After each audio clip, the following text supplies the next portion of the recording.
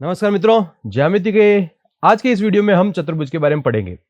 अगर आपने त्रिभुज और बिंदु और रेखाओं के बारे में नहीं पढ़ा है तो वो वीडियो आपको हमारी प्लेलिस्ट में मिल जाएंगे और प्लेलिस्ट के अंदर वीडियो के साथ साथ आपको डिस्क्रिप्शन बॉक्स में एक लिंक भी मिलेगा जिस पर आप जाकर पीडीएफ डाउनलोड कर सकते हैं। पीडीएफ शीट्स जो वर्कशीट्स हैं उनको डाउनलोड करके प्रिंट भी करवा सकते हैं। तो चलिए शुरुआत करते हैं आज की इस वीडियो की। तो चतुर्भुज बिल्कुल बेसिक टू एडवांस चलेंगे कि चतुर्भुज के अंदर कौन कौन से चतुर्भुज होते हैं, क्या क्या विशेषताएं होती है, क्या क्या फॉर्मूले हैं, सारे आज के इस वीडियो में ही कंप्लीट हो जाएंगे।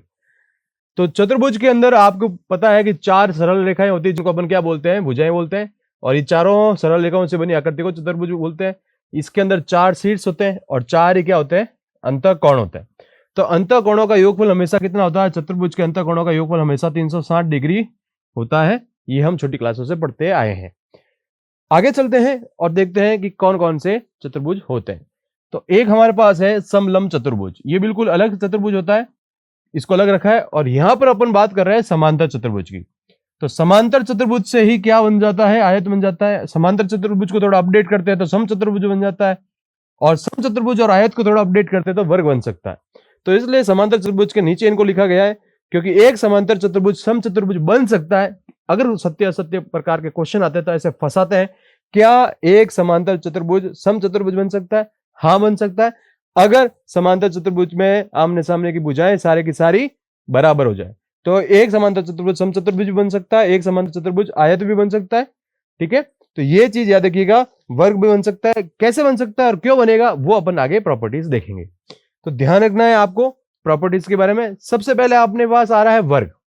तो वर्ग के बारे में आपको पता ही है, परिमाप निकालते हैं तो परिमाप होता है 4 इंटू भुजा। परिमाप क्या होता है, 4 इंटू भुजा। फिर हमारे पास 4 इंटू भुजा इसका परिमाप होता है, और इसका क्षेत्रफल दो तरीके से ज्ञात किया जा सकता है। यदि भुजा दी हुई है, भुजा दी हो, तो क्षेत्रफल जो होगा आपका वो होगा, क्षेत्रफल आपका हो जाएगा भुजा स्क्वायर। अगर आपके पास विकर्ण दिए हुए हैं, अगर आपके पास विकर्ण दिए हुए हैं, विकर्ण दिए हो,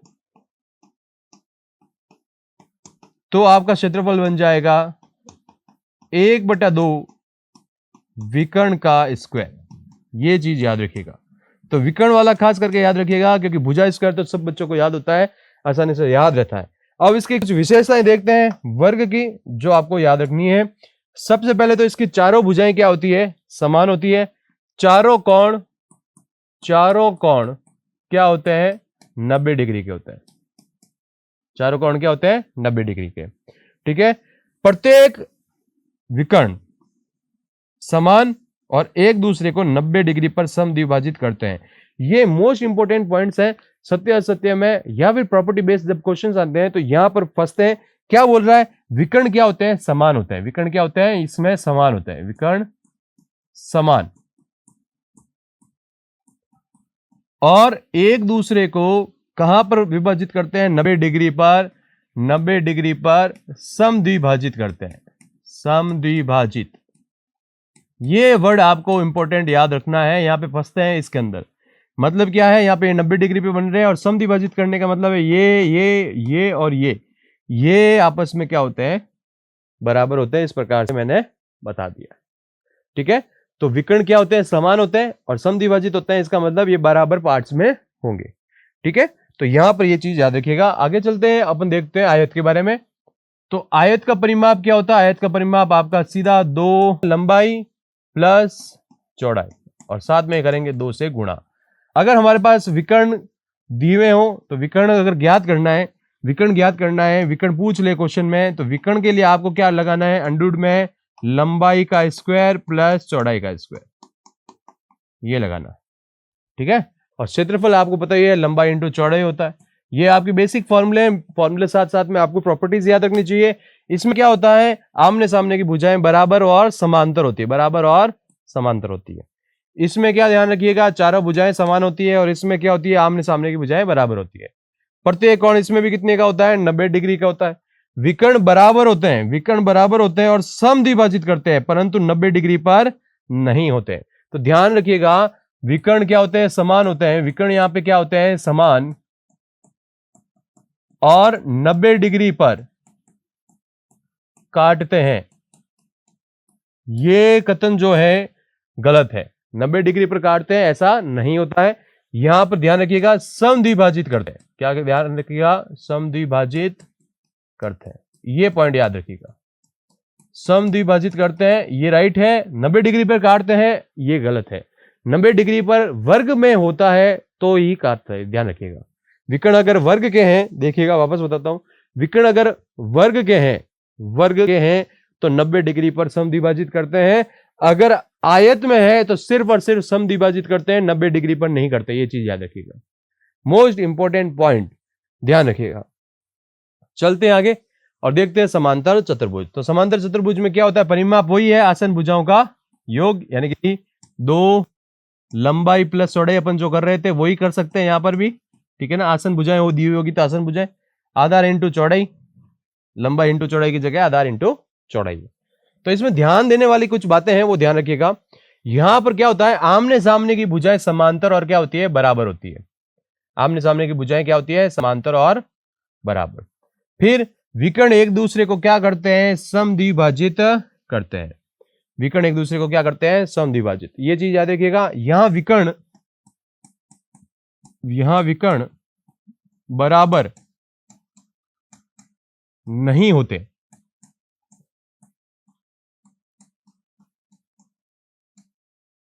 विकर्ण बराबर नहीं होते, ये चीज याद रखिएगा। आयत में विकर्ण बराबर होते हैं, समद्विभाजित करते हैं। यहां पर विकर्ण बराबर नहीं होते और समद्विभाजित करता है, ये चीज याद रखिएगा। इंपॉर्टेंट पॉइंट है, फंसेंगे जरूर फंसेंगे, इसमें ध्यान रखिएगा।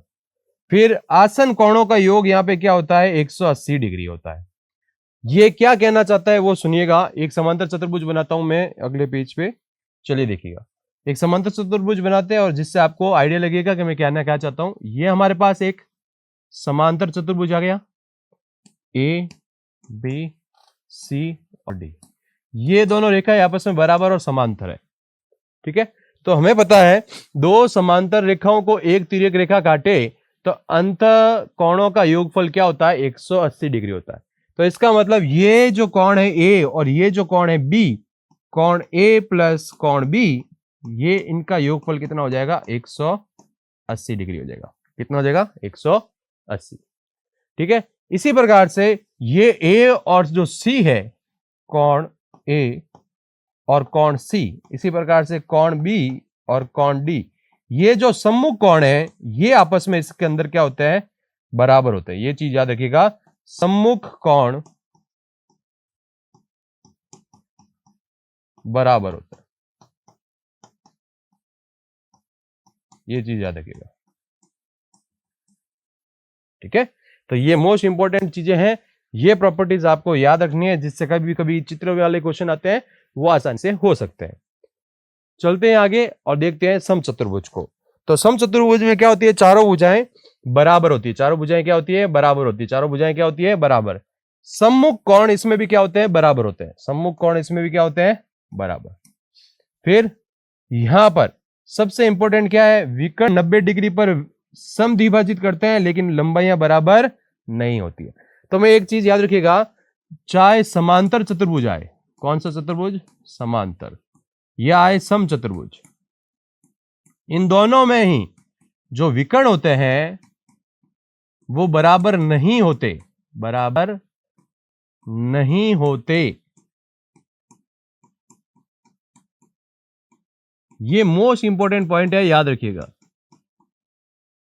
आयत और वर्ग में विकर्ण बराबर होते हैं, समांतर चतुर्भुज और समचतुर्भुज में विकर्ण बराबर नहीं होते हैं। लेकिन क्या ध्यान रखना है? विकर्ण इसके अंदर 90 डिग्री पर क्या करता है? समद्विभाजित करता है, और समांतर चतुर्भुज में भी विकर्ण क्या करता है? समद्विभाजित करता है। ये इंपॉर्टेंट पॉइंट है, यहां पर कंफ्यूजन होती है तो कंफ्यूजन निकाल दीजिएगा। अगर आपके पास क्षेत्रफल निकालने को बोले तो क्षेत्रफल में यहां पे आपके पास विकर्ण दिए हुए होंगे, दोनों विकर्ण दिए हुए होंगे, तो 1/2 इंटू विकर्णों का गुणनफल हो जाएगा इसका क्षेत्रफल, विकर्णों का गुणनफल, ठीक है। ये चीज आप याद रखिएगा, ये इसका क्षेत्रफल का सूत्र बन जाएगा। इसके अंदर भी सम्मुख कोण क्या होते हैं? बराबर होते हैं। समांतर चतुर्भुज की तरह यहां पर भी इसमें भी क्या होते हैं? सम्मुख कोण बराबर होते हैं। तो ये पॉइंट भी आप याद रख सकते हैं कि चाहे समांतर चतुर्भुज आए या समचतुर्भुज, इन दोनों में ही सम्मुख कोण सदैव क्या होते हैं, बराबर होते हैं। ये चीज याद रखिएगा। और आयत और वर्ग में प्रत्येक कोण 90 डिग्री होता है, प्रत्येक कोण 90 डिग्री। तो ये कुछ इंपॉर्टेंट पॉइंट्स हैं जो आपको याद रखने चाहिए। अगर ये याद रहते हैं तो बहुत अच्छी बात है, आप क्वेश्चंस को आसानी से चंद सेकंडों में कर पाएंगे, क्योंकि ज्यामिति के अंदर कोई शॉर्ट ट्रिक्स नहीं है। ज्यामिति के जो टॉपिक है उनके अंदर कोई शॉर्ट ट्रिक्स नहीं है। अगर आपको फैक्ट याद रहते हैं तो आप क्वेश्चन कर पाएंगे, कोई शॉर्ट ट्रिक नहीं है, ये याद रखिएगा। अगर शॉर्ट ट्रिक लगानी है तो आपको सिर्फ प्रतिशत, लाभ हानि और चक्रवृद्धि ब्याज, साधारण ब्याज, साझा, बट्टा, उनके अंदर ही लगेगी, जो मैंने करवा दी है। आप जाकर प्ले लिस्ट में उनको भी देख सकते हैं। चलते हैं आगे। अब आता है आपके पास समलंब चतुर्भुज। अब पहली बात तो समलंब चतुर्भुज होता क्या है। इसमें सिर्फ भुजाओं का एक जोड़ा समांतर होता है, सिर्फ और सिर्फ एक जोड़ा क्या होता है, समांतर। जैसे ये भुजा है हमारे पास और ये भुजा है, ये एक जोड़ा, भुजाओं का एक जोड़ा यानी कि दो भुजाएं समांतर होती है, बाकी दो भुजाएं समांतर नहीं होती है। तो इसको अपन बोलते हैं समलंब चतुर्भुज। तो इसका क्षेत्रफल कैसे निकालते हैं। क्षेत्रफल निकालने का सूत्र देखिएगा, 1/2 समांतर भुजाओं का योग इंटू ऊंचाई, समांतर भुजाओं का योग इंटू ऊंचाई। तो ये है हमारे पास भुजा, समांतर भुजा ए और बी, और ये इसकी ऊंचाई है, तो a + b इंटू h हो जाएगा। ये सूत्र है हमारे पास, याद रखिएगा, समांतर भुजाओं का योग इंटू ऊंचाई। किसका, समलंब चतुर्भुज का। ठीक है। यदि असमांतर भुजाएं भी बराबर हो जाए तो इसको क्या कहते हैं, समद्विबाहु समलंब चतुर्भुज कहते हैं। मतलब क्या कहना चाहते हैं, अगर मान लो ये भुजा और ये भुजा भी क्या हो जाए, बराबर हो जाए, तो उसको हम क्या बोलेंगे, समद्विबाहु समलंब चतुर्भुज बोलेंगे। तो बिल्कुल बेसिक से पॉइंट है। अगर ये चीजें आपको याद होती है तो बहुत अच्छी बात है, याद नहीं होती तो करनी पड़ेगी। क्यों करनी पड़ेगी, क्योंकि जब मैं क्वेश्चंस करवाऊंगा तो यहां पर सीधे सीधे फैक्ट लगेंगे और अपने आंसर आएंगे। तो बहुत इजी होता है, इजी स्कोरिंग मार्क्स वाले ये टॉपिक्स हैं। यहां पर ज्यादा कैलकुलेशन नहीं करनी पड़ती है, ज्यादा दिमाग नहीं लगाना पड़ता है, बस आपको बिल्कुल बेसिक सी थ्योरी पढ़नी है। चलते हैं आगे। अब यहां पर ये जो चार्ट है, आप चाहें तो इस चार्ट को अपनी कॉपी में बना लें, आप चाहें तो प्रिंट करके अपनी टेबल पे लगा लें। बहुत बहुत बहुत इंपॉर्टेंट है। इससे आपको समझ में आएगा कि वर्ग, आयत, समांतर चतुर्भुज, समचतुर्भुज और समलंब चतुर्भुज में क्या अंतर होता है, और इनके अंदर जब सत्य असत्य के क्वेश्चन आते हैं तो आप कहां फंस सकते हैं और कहां बच सकते हैं। तो चलिए देखते हैं। वर्ग में सभी भुजाएं क्या होती है, वर्ग में सभी भुजाएं हमारे पास क्या होती है, वर्ग में सभी भुजाएं बराबर होती है, सभी कोण 90 डिग्री के होते हैं, विकर्ण जो होते हैं वो बराबर होते हैं और 90 डिग्री पे काटते हैं, ये हमने अभी पढ़ा है। इसी प्रकार से हमारे पास आयत की बात आती है, तो आमने सामने की भुजाएं क्या होगी, बराबर, सभी क्या होंगे 90 डिग्री के बराबर, और 90 डिग्री पे यहां पर काटते नहीं है। किसके अंदर, आयत के अंदर। ये चीज याद रखिएगा, 90 डिग्री पर विकर्ण क्या होते हैं, काटते नहीं है, ये क्रॉस लगा हुआ है। फिर यहां पे समांतर चतुर्भुज की बात आती है, तो भुजाएं आमने सामने की क्या होती है, बराबर, सम्मुख कोण क्या होते हैं, बराबर होते हैं, और अंतः कोणों का योग लिख सकते हैं, अंतः कोणों का योग 180 डिग्री होता है, अंतः कोणों का योग 180 डिग्री। अब इसमें जो विकर्ण है बराबर नहीं होते हैं परंतु समद्विभाजित होते हैं। ये मैंने आपको थ्योरी में बताया था, ये मोस्ट इंपॉर्टेंट पॉइंट है, ये आपको याद रखना ही रखना है। यहां पर बच्चों को कंफ्यूजन होती है, विकर्ण वाले में खास करके ज्यादा कंफ्यूजन होती है। फिर आता है समचतुर्भुज, सभी क्या होंगे, बराबर, सम्मुख कोण क्या होंगे, बराबर। यहां पर बराबर नहीं होगा कौन, विकर्ण। किसके अंदर, समचतुर्भुज के अंदर, और ये 90 डिग्री पे काटते हैं, ये चीज याद रखिएगा। अब समलंब चतुर्भुज की बात करते हैं, एक जोड़ा क्या होता है, समांतर होता है, और यहां पर कोण क्या होते हैं, अलग अलग होते हैं, बराबर नहीं होते हैं। ये चीज याद रखनी है। अगर ये चार्ट अगर याद रखता है तो इस पूरे वीडियो का सारांश ये चार्ट है। अगर ये चार्ट आपको याद रहता है तो आप कोई भी क्वेश्चन है वो कर सकते हैं। आगे चलते हैं और देखते हैं नेक्स्ट स्लाइड क्या है। यहां पर हमारे पास वर्ग, आयत, समांतर, समचतुर्भुज और समलंब चतुर्भुज। क्षेत्रफल की, तो क्षेत्रफल आपको यहाँ पे टेबल बनी हुई पड़ी है, इस तरफ और इस तरफ पड़ा है। परिमाप अभी हमने जो डिस्कस किया था उसी का ये टेबल फॉर्मेट दिया हुआ है। बहुत आसानी से आप अपनी कॉपी में बना सकते हैं, कोई कंफ्यूजन वाली बात नहीं है, सभी हमने अभी डिस्कस कर लिए हैं। तो आपको ध्यान रखना है कि क्षेत्रफल और परिमाप में क्या अंतर है। परिमाप जिनको पता नहीं है उनके लिए लिख देता हूं, भुजाओं का योग, सारी भुजाओं का योग करते हैं तो परिमाप आता है, सभी भुजाओं का योग। चतुर्भुज की सभी भुजाओं का योग करते हैं तो हमारे पास परिमाप आता है। तो उनका ये डायरेक्ट शॉर्ट फॉर्मूला भी है, ये याद रख सकते हैं आप। ठीक है, तो इसको, इस चार्ट को और इसके पिछले चार्ट को, दोनों को याद रख लीजिएगा, बहुत आसानी से आप इनको देख सकते हैं। चलते हैं आगे। और अब हमारे पास मध्य बिंदु प्रमेय। मध्य बिंदु प्रमेय क्या कहती है कि एक चतुर्भुज है हमारे पास, उसकी भुजाओं के मध्य बिंदु को मिलाने पर बनने वाली अंदरूनी आकृति हमेशा एक समांतर चतुर्भुज होती है। अगर एक हमारे पास चतुर्भुज दिया हुआ और उसके मध्य बिंदु है, उसके मध्य बिंदुओं को अगर मिला दिया और उसको मिलाकर अपने पास जो आकृति मिलती है उसको अपन बोलेंगे समांतर चतुर्भुज। ये वाली चीज क्या होती है? समांतर चतुर्भुज। ये चीज याद रखिएगा। चलते हैं आगे और क्वेश्चन को देखते हैं, पॉइंट को देखते हैं। ये है आपका एक चक्रीय चतुर्भुज। चक्रीय चतुर्भुज के ऊपर क्वेश्चन बनता ही बनता है, 100% है, याद रखिएगा। अब चक्रीय चतुर्भुज क्या कहता है? दो कोणों का योग, यहां पर 180 डिग्री दिया हुआ है, लेकिन ये दोनों कोण क्या है? सम्मुख कोण। क्या है? सम्मुख कोण। अब उससे भी पहले आपको यह पता होना चाहिए कि चक्रीय चतुर्भुज होता क्या है। अगर एक ऐसा चतुर्भुज जिसके चारों शीर्ष वृत्त की परिधि पर स्थित हो, ऐसा चतुर्भुज जिसके चारों शीर्ष वृत्त की परिधि पर स्थित हो, तो उस चतुर्भुज को चक्रीय चतुर्भुज कहा जाता है। और इसके सम्मुख कोणों का योग हमेशा कितना होता है? 180। तो कोण ए प्लस कोण सी बराबर 180 और कोण बी प्लस कोण डी भी यहां पे क्या हो जाएगा? 180। तो ये इसकी क्या होती है? विशेषता। और यहां पे इसको क्वेश्चन बनता ही बनता है, ये चीज याद रखिएगा। अगर आपको क्षेत्रफल निकालने को बोल दे, अगर इसको आपको क्षेत्रफल निकालने को बोल दे, तो यहां पर आप ब्रह्मगुप्ता का सूत्र लगा सकते हैं क्षेत्रफल का, चतुर्भुज के क्षेत्रफल का। क्या निकाल सकते हैं? S minus A, S minus B, S minus C, S minus D. अब ये एस क्या है? अर्ध परिमाप है। एस क्या है? अर्ध परिमाप। ठीक है, ये फॉर्मूला आपको याद रखना है। जब हम क्वेश्चंस करेंगे, प्रैक्टिस शीट्स करेंगे, तब आपको ये आसानी से समझ में आएगा। आज की इस वीडियो में हम सिर्फ थ्योरी और थ्योरी की ही बात करेंगे। चलते हैं आगे। अब ये क्या कह रहा है? किसी भी सामान्य चतुर्भुज का एक विकर्ण द्वारा दो त्रिभुजों में बांटा जा सकता है। अब ये बच्चे को पता है कि अगर हमारे पास समम चतुर्भुज नहीं आया, समांतर चतुर्भुज नहीं आया, नॉर्मल सा एक चतुर्भुज आ गया जिसके बारे में हमें कुछ भी पता नहीं है, जैसे मान लीजिए ये आ गया, ठीक है, ना ये समांतर चतुर्भुज है, ना ये सम चतुर्भुज है, ना आयत है, ना ये वर्ग है, ना ये समलंब चतुर्भुज है, कुछ भी नहीं दिया गया है और ऐसे चार भुजाएं दे दी आपको। अब आपको पूछा कि इसका क्षेत्रफल कैसे निकाल सकते हैं, तो आपको ये ध्यान होना चाहिए कि अगर इस चतुर्भुज के बीच में मैं विकर्ण खींचूं तो ये दो पार्ट में त्रिभुज बनाता है, ऊपर भी बनेगा त्रिभुज और नीचे भी क्या बनेगा? त्रिभुज। दो त्रिभुजों का निर्माण करता है, यहां पर भी त्रिभुज बनाता है और यहां पर भी क्या बनाता है? त्रिभुज बनाता है। दो त्रिभुजों का निर्माण करता है। अगर हम इन त्रिभुजों का क्षेत्रफल निकाल लेते हैं तो हमारे पास इस चतुर्भुज का क्षेत्रफल आ जाएगा। तो क्या करना है? सिंपल सा, यहां पर लंब खींचना है, इधर भी एक लंब खींचना है, तो दो लंब आ गए हमारे पास, दो लंब आ गए। ठीक है, और ये आपका क्या बन गया? आधार बन गया।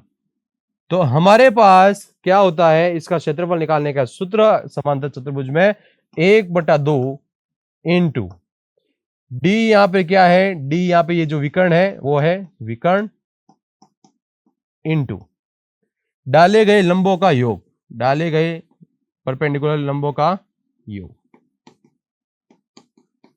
H1 और H2। ये अगर H1 है, ये H2 है और ये D है, तो ये आपका सूत्र हो जाएगा। तो यहां पर आपके पास एक विकर्ण होना चाहिए और उनके ऊपर डाले गए लंबों का योग होना चाहिए। अगर ये होते हैं तो आप आंसर निकाल सकते हैं किसी भी चतुर्भुज का। जरूरी नहीं है कि समांतर चतुर्भुज हो, क्योंकि समांतर चतुर्भुज है, सम चतुर्भुज है, उनके सूत्र तो हमारे पास है। अगर मान लो ये नहीं है, नॉर्मल चतुर्भुज हुआ, तो कैसे निकालेंगे? तो ध्यान रखिएगा, आपके पास ये एक विकर्ण होना चाहिए, साथ में दो ऊंचाइयां होनी चाहिए। विकर्ण पर खींचे गए लंब, उसकी ऊंचाई जाएगी त्रिभुज की। ये देखिए, ये इस त्रिभुज की और ये इस त्रिभुज की। तो विकर्ण पर डाले गए लंब अगर आ जाते हैं, विकर्ण पर डाले गए लंब अगर आ जाते हैं और एक विकर्ण आ जाता है, तो आप 1/2 इंटू विकर्ण इंटू लंब का योग, यानी कि ये जो यहाँ पे परपेंडिकुलर डाले गए उनका योग, ये सूत्र लगाकर आंसर निकाल सकते हैं। जब आपके पास सम चतुर्भुज, यहां लिख देता हूं, सम चतुर्भुज, समांतर चतुर्भुज, आयत, वर्ग ये नहीं हो, समलंब चतुर्भुज भी लिख देता हूं, समलंब चतुर्भुज। ये अगर नहीं होते हैं तो ये सूत्र लगाते हैं, और यहां पे ये ध्यान रखना है डी क्या है, H1 H2 क्या है। ठीक है, तो ये चीज याद रखिएगा। अब आपके पास एक और चीज आती है, वो थोड़ा सा ध्यान रखिएगा, ये थोड़ा हाई लेवल का हो जाता है, एसएससी या रेलवे में पूछे जाते हैं कि भुजा ए और विकर्ण D1 D2 में सीधा संबंध क्या है, रोम्बस सीक्रेट इक्वेशन। रोम्बस का बात कर रहा है, रोम्बस का बात कर रहा है, इसका मतलब ये क्या है, समचतुर्भुज है। किसकी बात कर रहा है, समचतुर्भुज की। ठीक है, समचतुर्भुज की एक भुजा दे दी है, समचतुर्भुज की एक क्या दे दी है, भुजा, और उसके विकर्ण दे दिए हैं। तो इनके मध्य संबंध क्या होता है, इनके मध्य संबंध होता है 4a² बराबर D1² प्लस D2²। तो ये हमारे पास सूत्र होता है, D1 क्या है, D2 क्या है, ये है विकर्ण, और ये आपकी क्या है, भुजा है।